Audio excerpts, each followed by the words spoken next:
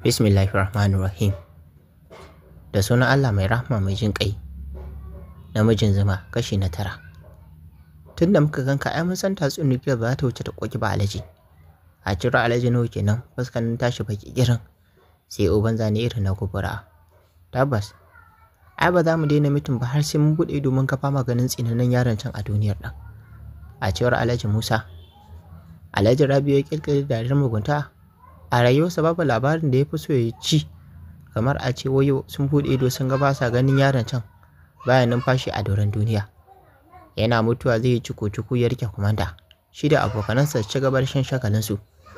Sai yanzu ne ma Alhaji Rabi'u ya samu ya zauna fuskar shi ɗauke da ƙayataccen murmushi sannan ya fara magana. Tabbas wannan karin sai mun galaba akan tsinannen da baya jin maganar kowa hatta na gaba da shi kuwa. Dan a yadda na fahimta tsoron shi suke ji. Ya ƙara shi magana haɗi da fashewa da wata mahaukaciyar dariya a karo na barkatai. Ba dai girin ba ai taimai. A cewar Alhaji Nuhu. Alhaji Musa ya amshi da faɗin gaskiya kam. Domin wannan yaron ya sha tsallake tsiratsin mu. Wannan yaron fa a yadda nake kallon shi ya fi ifritu minal jinni kaidi. Kuma muka shirya mishi sai ya kauce. Wannan karan ba zai iya kaucewa tarkon da na haɗa mishi ba dan uban shi. A cewar Alhaji Rabi'u. Yes, haka muke so mu je. Tabbas da sai mun zuba ruwa a ƙasa mun sha. Amma ya tsarin naka yake. A cewar Musa, Alhaji Rabi'u ya kada baki ce, ‘yan fashi na yau haya daga garuruwan arna, irin manyan ‘yan fashin nan, domin su gama da shi. Ba da ban ya bi jirgi ya koma zuwa Katsina ba ma, ai da tuna an gama da shi. Da sai dai kawai ku ji labari an gama. Da sai dai kawai ku ji labari. Na gama tsara komai. Kawai sai na yi ta jirgi ya koma Katsina. Tsinannen yaro. Yadda kuka san fa wani yake shaida mu shigin yaron can. Kalli gada zaren da shirya mishi, gada zaren da muka dinga ya mishi ya kakkauce. Alhaji Nuhu wani shi'umin murmushi kana ya ce, wannan yaron ai tsinanne ne na ƙarshe kuma shi'umi ne. Alhaji Musa ya amshi da faɗin, yaro ne, amma yana da baiwa, yana da brain, tamkar yana aiki da minal jinni. Duba fa kaga yadda muka sha ɗana mishi tarko amma samsam baya kama shi. Wannan in kaga an tunkuɗe shi, in kaga an ture shi to da kamar wuya. Bango ne shi na ƙarfe, ture shi sai wanda ya shirya. Sai dai wata makwaciyar da ya san ne bubbuka kirjin shi na faɗin, ni na shirya. Alhaji Rabi'u ya magana. A tare Nuhu da Musa suka amsa da, muna bayan karan kashi daɗi. Alhaji Rabi'u ya ajiye hannunsa. Musa ya ɗaura nashi akan hannun. Sannan Alhaji Rabi'u shi ma ya ɗaura nashi da Alhaji Nuhu ya ɗaura nasa. Sai kalli juna kana Alhaji Rabi'u ya ce, tabbas a wannan karan sai mun ga bayan mu ne ajalin shi. Alhaji Musa ya amshi da faɗin, tabbas domin sarkin yawa ya fi sarkin ƙafi. Ta kowane hali sai mun kai shi ƙas. Tabbas. Sai ka da baki su dukan suna masu faɗin tabbas. Haka suka dinga ƙulle-ƙulle iri-iri na yadda za su ga ƙarshen Esan ba tare da an san cewa su ne suka kashe shi ba. Su ne har ƙarfe 2 dare suna ta shirya hatsabibancin da za su yi. Kana kowannen su yi nufa hanyar gidan shi. Zuciyarsu fal cike da farin ciki da kuma tarin rashin imani. Katsina. Yau satin shi 2 a garin Katsina. Kullum cikin zare yake zuwa gidan Anta Hafsat. In bai je ba, hankalin shi baya kwanciya. Kwata-kwata baya cikin nutsuwarsa. Duk ya biya yi zuru-zuru kullum a kekece yake. For now, ya fara tunanin anya ba aljini bane suka shafe shi. Anta Hafsat kuwa kullum cikin tunani take. Akan me yake kawo Izzat din gidanta kullum.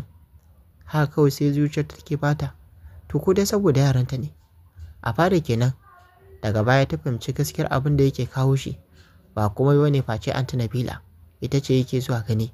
Saboda muddin ya shigo falon nan inda bai ganta ba to hankalin shi ba zai taɓa kwanciya ba kuma ba zai taɓa zaunawa ba har sai ya bi ta inda take. Ba Anta Hafsat ba hatta mijinta baban Nur ya ankare da haka. Kawai dai sun yi shiru sun zuba wa sarauta Allah ido ne. Anta Hafsat ga abubuwa da dama na Izzat sun fara ba ta tsoro. Ta fahimci inda har bai ga Anti Nabila ba idan ya zo gidan to kamar zai hauka haka yake. Gabaki ɗaya ma ya canza rayuwar shi. A da Izzat sai ya wata da watanni bai samu damar zuwa gidan ba. In ko ya zo baya wuce sau ɗaya, haka ma a daddafe. Amma yanzu in ya zo sai ya wuni cir a cikin gidan. Tun safe yakan kai har dare, sai wuraren karfe 10 na dare yake iya barin gidan, haka ma da ƙyar. Na'ima kam sam Izzat bai neme ta ba. Na haka ita ma kwata-kwata bata fita kan shi ba. Tana ta hidimar da ke gabanta. Kawai jira take ya bar ƙasan ita mata tafi Egypt. Da ba dan Momi ta ce dole sai ya tafi sannan ita ma za ta tafi ba, da ta mata ta da bar mai garin. Amma fa a kullum cikin nani take. Akan me ya samu Izzat din wannan karin da bai neme ta da jarabar tashi ba. Tabbas ta san gaskiya da walakin gora a miya. Sai dai ita ma ba mai kula ba ce. Ita ba daɗi ma take ji. Dan da ya dawo sau ɗaya ta je ɓangaren shi. Shi ma sai da ta gaya wa Hajiya. Rafiya komai na cewar tun da ya dawo bai kusance ta ba, kuma bai zo faɗinta ba. Shi ne ya sa ta je ta gaida shi. Sama Izzat ɗin ya amsa mata. Dan ya fara gajiya da rainin wayan Na'ima. Ta ɓata mashi rai sosai ranar da ya ganta da ƙawarta. Dan dai kawai baya ta ita ne, amma ta ƙona mashi rai sosai. Kamar kullum sai karfe 10 na dare, wani lokacin ma sai afta kuma sannan yake barin gidan. Haka yau ma ya bar gidan zuwa gidansa.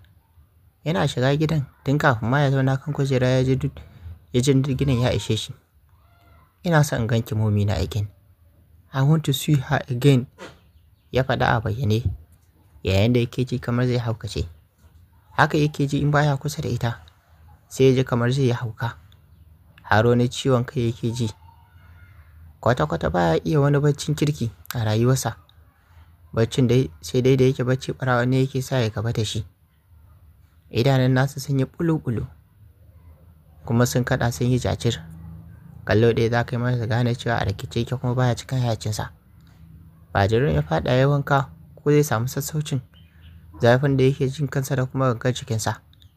Bai taɓa jin ma abin ɗaki irin yau ba, don sai da ya kwashe sama da mintuna 20 yana watsa ruwa a kansa saboda ya ji sauƙin abin da yake ji a kan nasa da kuma gangar jikinsa. Amma ina samsam bai ji wani sauyi ba. Har ya gaji ya goge jikinsa ya fito, ya shirya cikin ƙananan kayan bacci light ash color. Riga ce da wando, abinka da kalar hutu, ba ƙaramin amsar shi kayan baccin suka yi ba. Yayi kuma masifar kyau. Kwanta yayi a saman tamfatsi tsangarensa, ya zuba wa gefen ɗakin ido. Nan take ya fara ganin gizo, ya tashi zambur yana faɗi Momi. Ya ga ta ɓace ɓat, tamkar ba ta zuwa a wajen ba. Lamshe idanu yana mai tura hannayensa cikin gashin kanshi. Kawai sai ya ji hawa yana zubowa daga cikin idanun shi suna shitata a saman kuncinsa. Ya rike gashin kanshi da ƙarfi. Abin da ya gice a zuciyar shi tabbas ba na lafiya ba ne. Haukacewa zai, ya faɗa yana kuka kamar wani ƙaramin yaro. Kukan nasa mai fidda sauti. Sai juyi yake a kan gadon. Ya fi ƙarfin awa ɗaya a wannan yanayi. Ya yi kuka har sai da idanun shi suka jajir. Shi fa ya fara tunanin anya bai haukace ba. Kamar wanda aka tsunkula, haka ya tashi ya ɗauki ɗaya daga cikin makullan motocinsa. Ko yaushe bai tsaya ɗauka ba.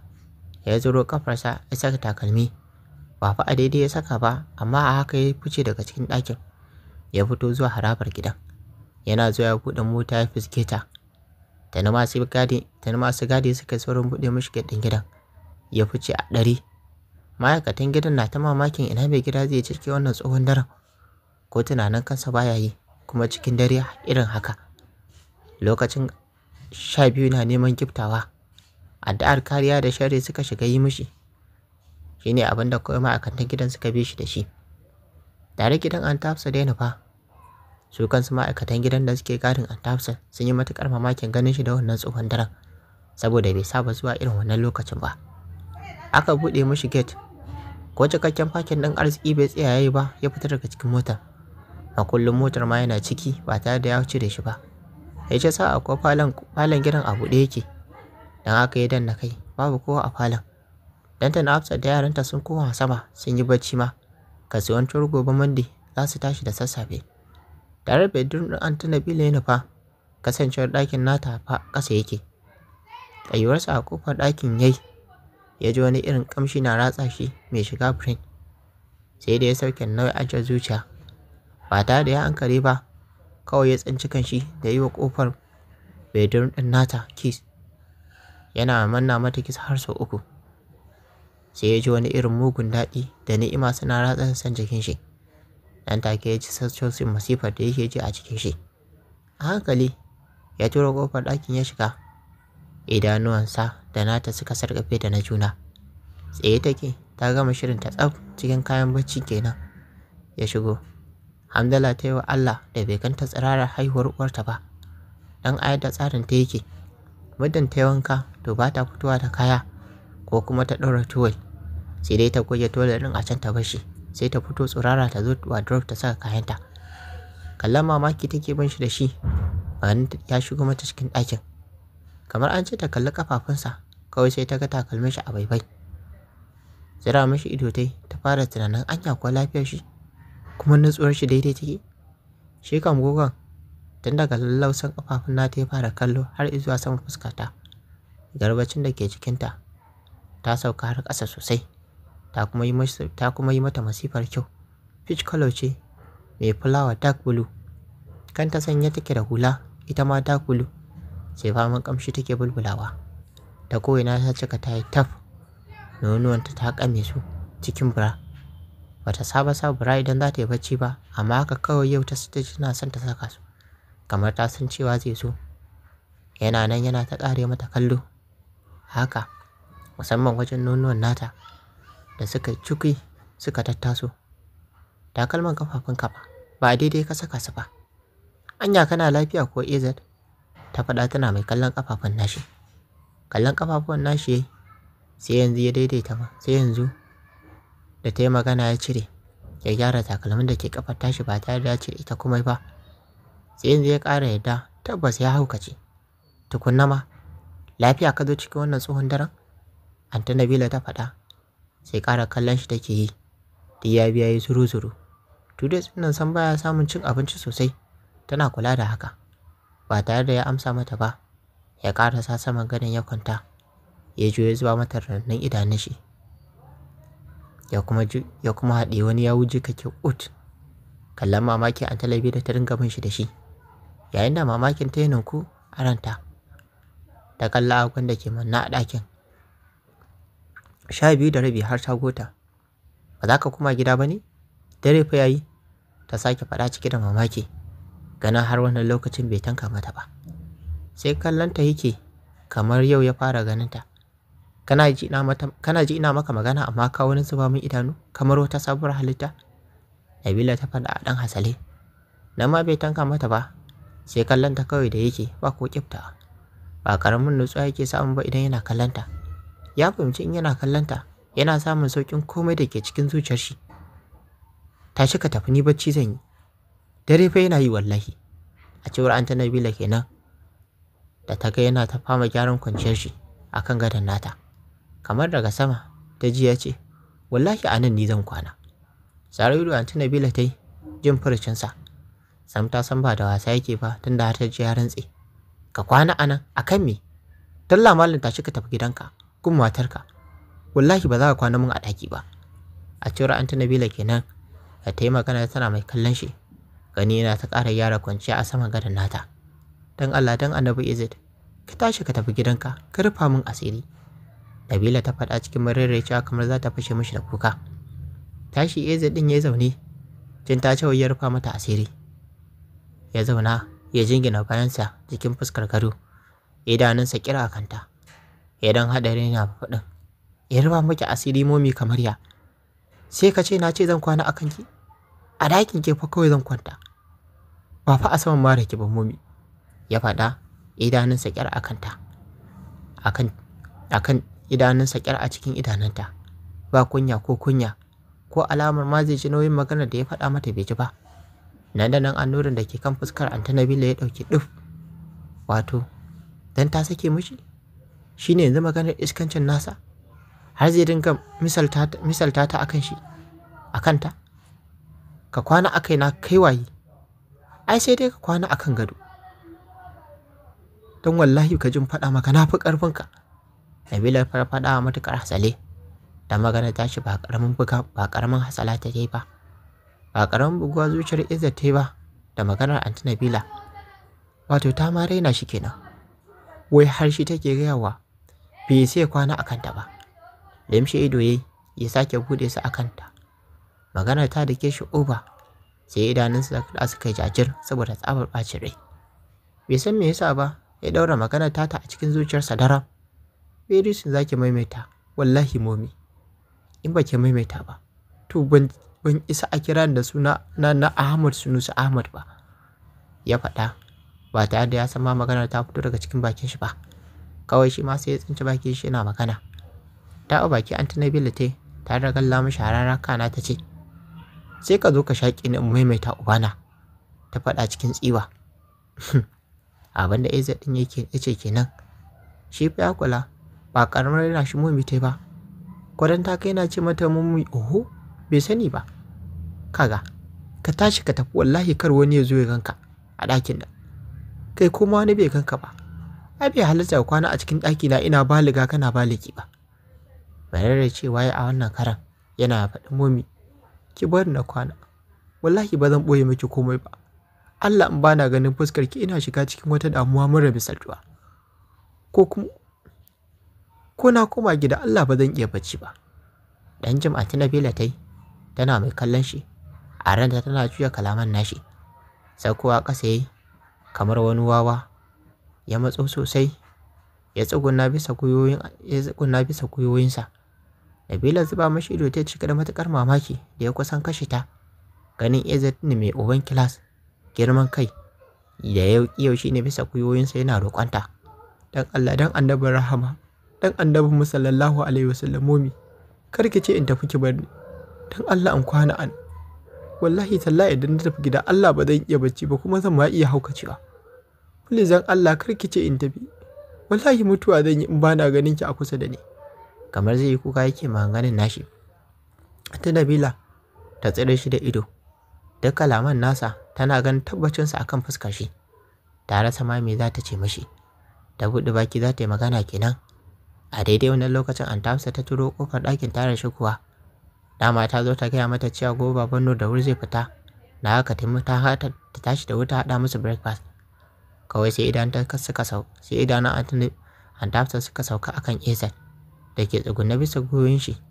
Ta dawo da kallon ta kan Nabila da ke tsaye, su ma suka zuba mishi ido. Sai gaban Anty Nabila yanke ya faɗi. Tunaninta ta yaya Anty Hafsat za ta ɗauki yadda ta zo ta ga Izzat ɗin tsugunne bisa gwiwoyin shi. Kallon mamaki sosai Anty Hafsat ɗin ke bin Izzat da shi. Ta dai san ya riga ya tafi, to amma ya aka ya dawo. Duba agogon bangon da ke ɗakin ta yi, ganin dare ya tsala sosai ta ce, yauwa Anty Hafsat, gwara ma da Allah ya kawo ki. Kin ga Anty Nabila ta ce wai ba zan kwana mata a ɗaki ba. Ina ta faman roƙonta amma ta ƙi amincewa. Har tsugunnawa ne kina gani ba, amma ta ƙi yarda.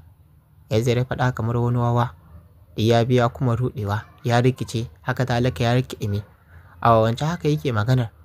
Cikin ƙwayoyin idanunsa kawai Anty Hafsat in ke kallo. Tana jin zuciyarta na dukan uku a lokaci ɗaya.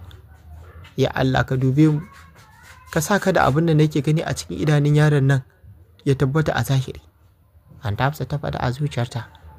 Ita kadai ta san me take iya hanguwa a cikin idanun Izzat ɗin. Tabbata san abin zai iya kawo ya mutsi a cikin family ɗin nasu. A nan kuma za ka kwana Izzat. Kamar ya matar ta ka fa. Shi ne abin da Hafsat ɗin ta faɗa a zahiri cikin mamaki. Izzat ya amshi da faɗin. Tana nan mana Anty Hafsat. Dai kawai don Allah a bar ni in kwana a nan. Wallahi in ban kwana ba, na tafi Allah zuciyata za ta buga. Kafin safiya ma zan iya mutuwa. Allah Anty Hafsat ku. Idan man na faɗa muku yadda nake ji wallahi sai kun tausaya mu. Wani irin bugawa fa take mu. Yanzu haka ma tamkar za ta fito. Dan Allah ku taimaka. Ku yadda na kwana a nan. Dan Allah Anty Hafsat ke da momina. Haka ya dinga yi musu magiya kamar wani mahaukaci zararre sabon kamu. Hafsat da Nabila sai faman binshe suke da ido. Anty Hafsat na hango tashin hankali da hauka duka a cikin ƙwayoyin idanunsa. Bai kamata ka kwana a nan ba Izzat. Saboda ka ku ba maharaman juna bane. Ko ma me muke ciki, ya kamata mu dinga tunawa da addini. kuma ka ga iyalinka can ka bata a gida. Ya dace a ce ka koma gida ka kwanta, ka yi haƙuri ka tafi, zuwa da safe sai ka dawo. Kaji abban babana, a cewar Aunt Hafsat kenan da ƙarashe magana tana yin ina. Nabila da ta yi shiru kawai tana mai jin daɗin abin da Aunt Hafsat ɗin ke faɗa. Tashi Izzat ɗin yayi daga inda yake tsugunne ya koma ya zauna gefen gadon ya daura kafa ɗaya kan ɗaya yana mai kallon Aunt Hafsat ɗin ya ce da ita, wallahi a nan zan kwana anti. Ke da na Aunt Nabila ba ku da imani ko kaɗan. Ina ta roƙonku akan in kwana amma kun ki, kuna ta korata kamar wani kare. A ɗakin fa zan kwana. Anti, ba wai cewa ne fa zan kwana ina cin momi. Kin ji na ce? Kawai fa kwanta zan yi in dinga kallonta. Kuma da yake wani maganar mahadami. Ni kuma tun daga mayin gindi ko sai in hauta da caccaka har ana min wani haramci. Ni ba ɗan iska bane wallahi. Cikin masifa ya maganar. Dan ya fusata sosai ya ga sai magiya yake masa amma sun ƙi bari shi. Ganin abin na neman fin ƙarfinta ya sa Aunt Hafsat saboda yadda yake masifa ta ce, a'a ba haka nake nufi ba Bulot. Izzat ya yi saurin amsha da faɗin, haka kike nufi mana Aunt Hafsat? Kawai ki ce min ni na zama ɗan iska. Shi ne kawai magana. Aunt Hafsat ta yi hanzarin faɗin, a'a Bulot, kaga ba fa haka nake nufi ba. Ka yi haƙuri. Yanzu dai ka kwana a nan ɗin ba komai kawai. Izzat ya amshi da, ko baki ce ba, wallahi a nan zan kwana anti. Kwata-kwata ku ba kwa gadewa a wani hali mutum yake ci. Ni kaɗai na sayar da nake ji a cikin zuciyata. Ya ƙara shi magana cikin cewa da dole sai sun tausaya mishi. Tausayin ɗan uwan nata ne ya ratsa zuciyarta. Nabila ko tsaya ta ka sake tana mai kallonta. Gaba ɗaya ita ta lura Aunt Hafsat ɗin tsoron Izzat ɗin take ji. Ai ko sai dai in kwana a wani ɗakin. Don wallahi ba zan kwana a ɗakin nan da kai ba. A cewar Aunt Nabila, wallahi momi duk inda kika je sai na biki. Tunda aiki saboda in dinga kallon ki yasa zan kwana a cikin ɗakin. In ban ganki ba ai haukacewa zan yi. Wallahi duk inda kika je ke ko compound ɗin nan kika je wallahi sai na biki. Haba. Baki sake. Hafsat ke kallon Izzat ɗin dan ta fara tunanin anya ko lafiyar shi ba haukacewa yake son yayi ba. Aunt Nabila, ki kwanta a nan ɗin. Amma sai dai wani ya kwana a saman gado wani kuma ya kwana a ƙasa. Cewar Hafsat. Izzat ya hanzarin saukowa daga saman gadon rike da bargo a hannun shi yana faɗin, ba komai ni na kwana a ƙasar. Ya faɗa yana mai shimfiɗa bargo a ƙasa. Ya janyo fulo ya ajiye. Tana a wannan lokacin da san Izzat ya ratsa zuciyoyin Aunt Nabila da kuma Aunt Hafsat. Kai ba su kaɗai ba, duk wanda yake a wajen ya ga yadda Izzat ɗin ya koma da kuma yadda ya kwanta ya lullube jikin shi cikin fulo cikin bargo, to tabbas ne tausaya mashi. Ni ma Izzat na tausaya maka, amma fa har ga Allah wannan abin ba mai yiwuwa bane. Domin ma'aiki sallallahu alaihi wasallam ya ce muddin mace da namiji suka haɗu to na ukun su zai iya kasancewa shedan ne. Kuma dai ba muharramai bane kamar yadda Aunty Hafsat ta faɗa. To ma sauraro ko me yake shirin faruwa? A dai tara a shiri na gaba don jin yadda za ta kai a cikin nan labarin da muke kawo muku mai suna namijin zuma. Wannan ni Abubakar Sadiq nake kawo muku shi a wannan channel tamu. Nake cewa idan wannan ne farkon zan kawo wannan channel tamu sai ku danna mu subscribe sannan ku ta muna alamar ƙarar sanarwa. Domin ya dinga sadar ku da zarar mun ɗora sabon shiri. Kana ku ta wani alamar like domin ƙara mana ƙwarin gwiwa. Sannan ku yi share wannan bidiyon ga abokananku da ke da Facebook. Sannan kuna damar ajiye ra'ayi ƙorafi ko ba a comment section game da duk wani littafi da muke kawo muku. A huta lafiya.